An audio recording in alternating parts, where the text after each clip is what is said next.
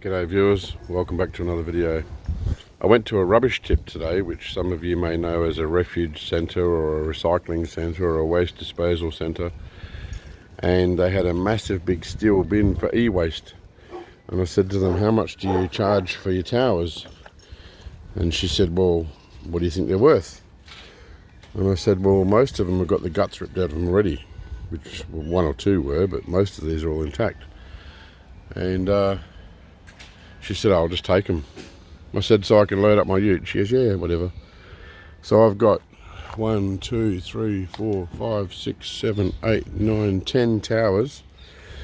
Plus, I've got some regulators from some barbecues. And then underneath, a whole pile of wiring. And on the other side, I've got a whole pile of wiring as well. Power cords, etc.